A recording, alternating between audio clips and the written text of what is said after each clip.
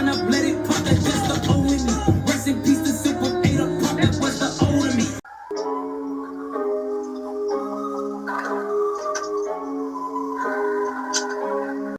So in my neighborhood, we had this park, right? That was brought about by the black soldiers of World War II. One of those soldiers happened to be my father. Long live the mad genius. So at the end of World War II, right, these particular black soldiers were able to afford their families bigger houses on the upcoming neighborhood on the far south side of Chicago. Better known now as the Wild Fucking Hundreds. Since it was all soldiers in that neighborhood, they came together and made a union. This union consisted of all soldiers from World War II, and they made all the decisions in the area, as far as block clubs, certain things like that, keeping the block clean, things for the kids. The only thing about this neighborhood that it was built around a swamp. So one particular afternoon, the union got together, and they said, we have no place for our children to play. All we have is this huge swamp right here. So a decision was made, of course, to get rid of the swamp. So in come the bulldozers. They filled in the swamp with dirt, packed it in, and Aydah Park was formed, aka SilkVille. Aydah Park was consisted of a field house, 2 swimming pools, one for the kids, one for the adult, Olympic-sized swimming pool, I might add. Inside the field house had a basketball gym, a dance studio for the girls. Outside it had 2 full-court basketball courts, a tennis court, 4 baseball fields, and a playground. So thanks to our ancestors, we had something that we can do after we got out of school, which produced a lot of basketball players, baseball players, swimmers, gangbangers, and dope boys. But if you wasn't chasing girls or spinning the block trying to get a little piece of change so you can head up to the hoagie shop and grab you a little steak sandwich, sweet and hot, you was at Aydah Park.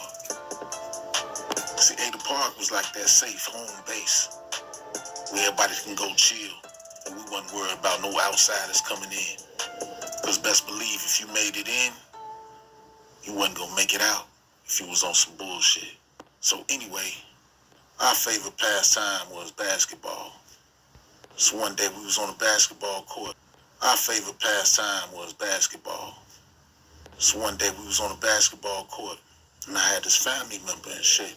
He rolled up with his chick. Top dropped on a 5.0. You know what I'm saying? Wild boy, you feel me? This particular family member was a firecracker. You know what I'm saying? Had heart of a lion. He didn't fuck with too many people. Circle stayed small. So when he seen it was us on the court, he had to stop. Now this was around the time Run DMC was hot. They just came out with those new Run DMC sweaters, and he had one.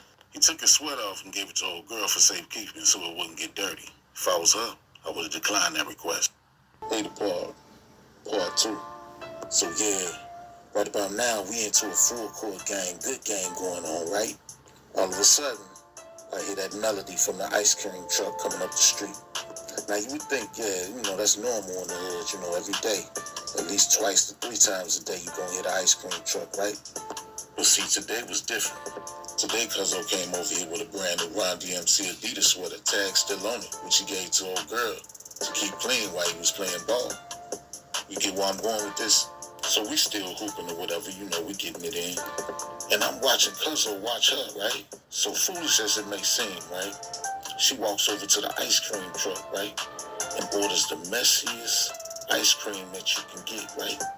Which was the red, white, and blue bomb pop, you dig? Why she chose to take a chance on her life like that, I have no fucking idea, man. So yeah, dig. She come back to the side of the court so he can keep a good eye on her, right? So sure enough, while she chipping and chapping and cheesing like a chess cat, she come back to the side of the court so he can keep a good eye on her, right? So sure enough, while she chipping and chapping and cheesing like a chess cat with her fucking friends on the side of the court, right? She lets one of those little piece of freeze pop fall down the front of that Adidas sweater. And you know it made an ugly mess, you dig? Cuzzo was on her ass. I ain't gonna go into all of the details of what happened. But basically the chick went and said she was going to get her brother. Now we already knew who her brother was. Her brother was in high school with my fucking older sister. But we like, whatever. And we continued on with our game. I give it about 20 minutes later. Here he come up there talking shit, right? So quite naturally, we thinking, dude kind of tall, so we all probably gonna have to jump him, right? But nah, Silk was like, nah, folks, I got this shit, bruh. And there wasn't no need to talking. You know what I'm saying? He just ran up on him, gave him a two-piece. Wop, wop. Remember that tennis court I was telling y'all about? Well, shit, this grown motherfucker got his ass whooped all into that fence, my nigga. Well, shit, this grown motherfucker got his ass whooped all into that fence, my nigga. I don't even think he got one shot in on cousin. And he whipped him about 5 blocks all the way back to the crib. Talking shit to his ass the whole way. We thinking maybe he gonna get tired and we gonna have to jump in and shit. But the aggression on his face and the way he was looking and the way he was swinging on this motherfucker, it didn't seem like he was gonna get tired no time soon. It was just the fact that the motherfucker came up there thinking he was gonna do something to Silk. That drove the whole shit to another level. It's one thing for you to get into it with him, but it was another motherfucking thing for you to think that you was gonna do some premeditated shit where you told somebody you was gonna come and whoop his ass. That punk motherfucker had the nerve to call my sister and tell her about it, talking about we was out there watching.